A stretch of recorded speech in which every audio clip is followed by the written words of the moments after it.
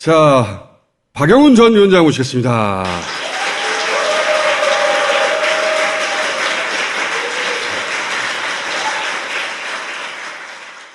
자, 지난 대선 기간에 민주당의 전국 대학생위원장이었습니다. 네, 여러분 반갑습니다. 3개월 만에 인사드립니다. 왜 모셨냐면 대학생위원장을 사퇴하고 최고위원 출마를 하셨는데 최종 라운드에 들어가려면 8명 안에 들어가야 되거든요. 제가 오늘 모신 이유는 8명 안에 들어갈 가능성이 가장 낮은 사람. 자, 3개월 전에 나오셨을 때 세금 잘 내야 된다.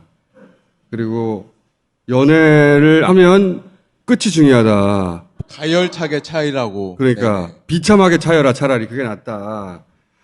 아직 가열차게 차이지는 못했습니다. 아직 연애 중이에요? 네.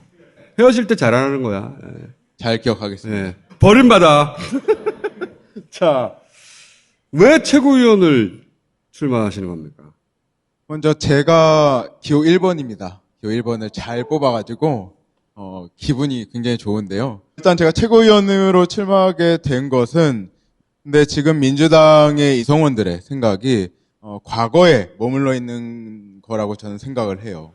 민주당이라는 큰 틀에서 빈 부분들이 있잖아요. 저는 그걸 제가 잘 채울 수 있다고 생각하고. 예를 들어서 뭐가 비었어요? LTV라고 하는 게 있잖아요. LTV를 우리 정치는 대출의 총량으로 생각을 해요. 근데 우리 2030, 저도 29이거든요. 저와 같은 세대는 내가 200만 원 받고 300만 원을 받고 월급을 받는 직장인이라도 5년 후에 10년 후에는 집을 사고 그 집이 조금씩 가격도 오르고 희망이거든요. 근데 우리 정치는 규제의 대상이거나 완화의 대상으로밖에 안 보더라고요. 우리 청년들이 암호화폐 투자 많이 하시잖아요. 더 안전한 자산으로 만들 수 있게끔 우리가 이끌어야 되는데 그들이 잘 몰라서 그러는 거다.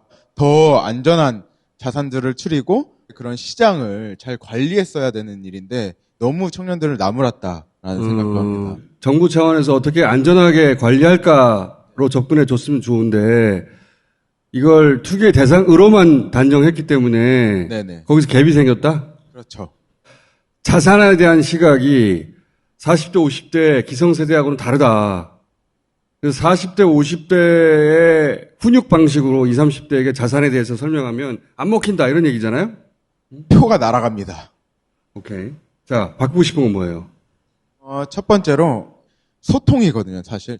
연락하시면 잘 받고 답장도 잘 하고 궁금한 게 있으면 이렇게 답장도 저도 해드리거든요. 근데 우리 당의 구조상 소통이 굉장히 안 되고 있다는 걸 요즘 느껴요.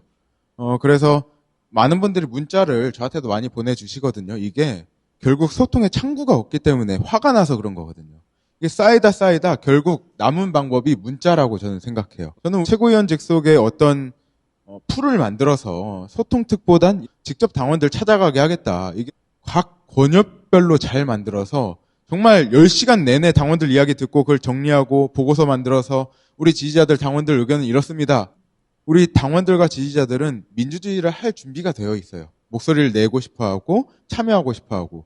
근데 우리 당의 시스템이 아직 그게 구축이 안 된 건 사실이죠. 아, 그러니까 할 말이 있는데 의사 표현할 창구가 예를 들면 당 게시판밖에 없어. 도대체 내가 이 말을 전달하고 싶은 의원에게 전달은 되는 것인가? 혹은 지도부에 가긴 가는 것인가? 확인이 안 돼. 그러다 보니 결국은 공개된 의원의 전화번호로 문자를 한다.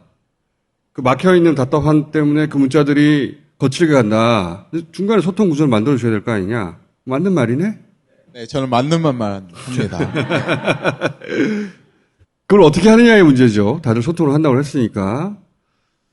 두 번째는 뭐예요, 그러면? 제가 29입니다. 제가 강조하는 이유가 있는데 그렇게 안 보일 수도 있어서 29인데. 그거는 본인을 제대로 봤네. 제가 20살 때 민주당에 들어왔습니다. 한 6년 동안은 원외인 시장 후보를 도왔거든요. 원외인 후보가요, 보좌관이 없어요. 6년 동안. 회계 책임자도 하고, 사무장도 하고, 비서도 하고, 수행도 하고, 또 조직도 만들고, 입당원서 이렇게 받고, 공천을 2번 다 못 받았고요. 그 과정을 겪고, 실무도 하고, 경기도당 가서 활동도 하고, 전국위원회 선거에 출마해서 당선도 되고 이런 과정을 겪고 나와 보니까 남이 키워주는 게 아니에요.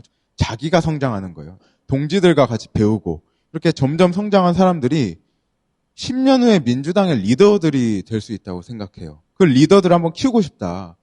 제가 뭐 하버드를 나온 것도 아니고 잘생기긴 했지만은 뛰어나진 않거든요. 다만 당을 위해서 헌신할 준비는 되어 있다.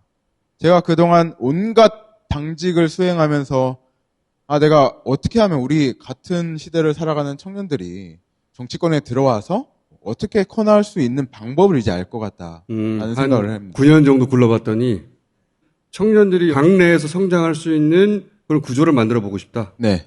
내가 이렇게 컸지 않냐? 저를 보십시오.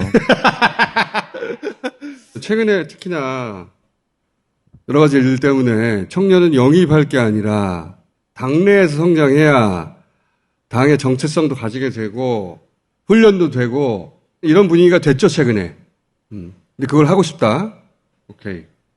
아까 이제 자산에 대해서 2030은 다르게 본다고 옳다 그르다를 떠나서 다르게 본다 얘기했는데 그러면 2030이 보는 윤석열 대통령의 가장 큰 문제는 뭡니까? 공정과 상식을 많이 이야기하셨어요. 근데 자기에게는 공정과 상식이라는 단어를 전혀 적용을 하지 않아요. 가장 불공정하고 비상식적인 사람이기 때문에 외면을 굉장히 많이 했어요. 2030들이? 네.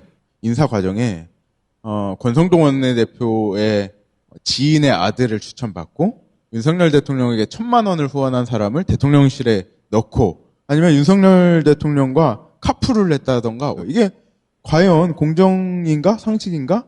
역대 지도자 중에서 가장 불공정하다고 이제 막 깨닫기 시작한 거예요.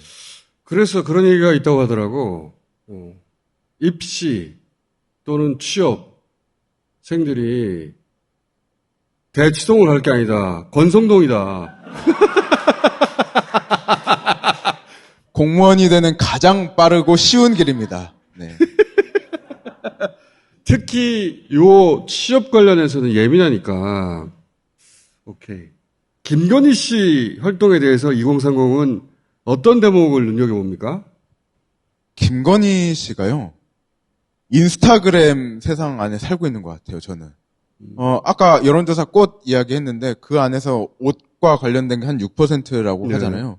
저는 이게 대부분 2030이라고 생각을 해요. 2030은 거기에 민감하게 반응한다. 왜냐면 황당하거든요. 내가 인스타그램 사진을 올리듯이 대통령의 부인 되는 사람이 똑같이 하고 있는 거거든요. 우리는 영화 보고 팝콘 먹으러 다니고 빵 사러 다니고 워드 축제 가고 그런 사람을 원하지 않아요. 그러니까 2030의 포인트는 자기들이 평상시에 친구들을 하고 하는 나 옷 샀어, 나 예뻐, 그 인스타그램 활동 그거를 대통령 부인이 공적 활동인 것처럼 하고 있더라. 거기에 이제 빡. 내가 하는 거 왜 하고 있지? 대통령하고 영부인인데? 그럼 황당해지는 거죠. 맛있는 거 먹고 빵 사러 갔다. 축제 놀러 갔어. 옷 예쁜 거 입었어. 인스타 활동 아니야? 거기서 빡 가는구나. 좋아. 2030은 좀 시각이 다르더라고. 실제 조사를 해보면 40대 이상은 불안하다가 제일 높아요. 대통령에 대해서. 근데 2030은 답답하다고 한단 말이지. 이 답답하다는 말에 어떤 의미가 담긴 거야? 저는 불안하기도 하고 답답하기도 해요. 저도 사실 집도 사야 되고 취업도 해야 되거든요. 미래가 보이지 않는다구나. 미래가 보이지 않아요. 이 대통령을 통해서 그려질 미래가 보이지 않는다. 내가 결혼하고 집 사고 아이를 낳고 잘 키울 수 있을까?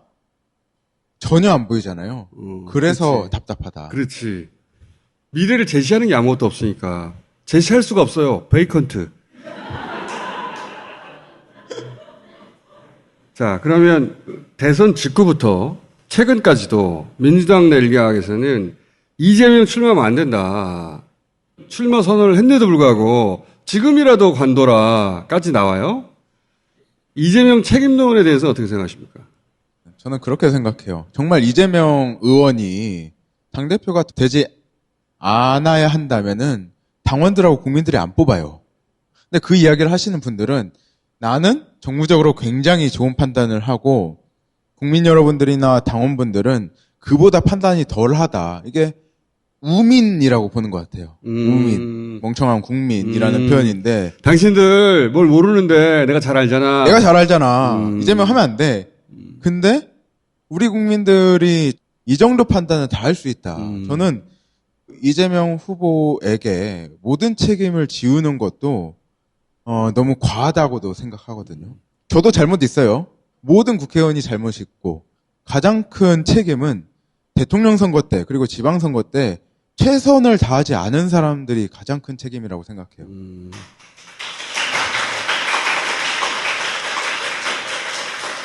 자, 이번 최고위원 출마자 그 숫자가 몇 명이죠?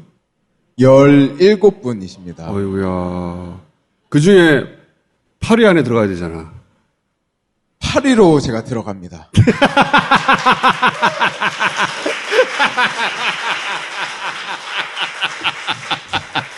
자, 컷오프는 중앙위원회에서 하는 거죠? 네, 맞습니다. 네. 그분들에게 8위 안에는 넣어달라. 자, 한마디만 하시고, 예. 되면 다시 모시고, 안 되면 1년 후에 모실게요. 알겠습니다. 저처럼 일반 당원 20살 때 민주당에 들어와서 정말 많은 헌신도 해보고 일도 해보고 당무도 해보고 당직도 거치고 이런 평당원이 지도부까지 들어가서 일할 수 있으면 국민들이 보시기에 굉장히 민주당이 변하고 있구나, 민주당이 새로워지고 있구나 라고 생각할 수 있다고 생각하거든요. 그거를 여러분들이 만들어주세요. 제가 바로 증명하겠습니다. 고맙습니다.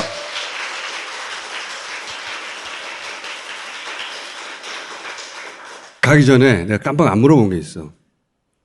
이준석 대표는 어떻게 평가합니까? 이준석 대표 성상납 증거인멸 교사죠. 굉장히 재질이 나쁜데 이준석 대표가 청년 정치를 한 절반 정도는 말아먹었죠. 이준석 대표는 청년들의 정치를 한 게 아니고 지도부의 정치를 했어요. 그분이 언제 기초에서 광역에서 이렇게 점점 성장한 것도 아니고 처음부터 비대위원으로 시작해서 지도부 정치를 한 분이거든요. 저하고는 결이 많이 다르다라고 말씀드리고 싶습니다.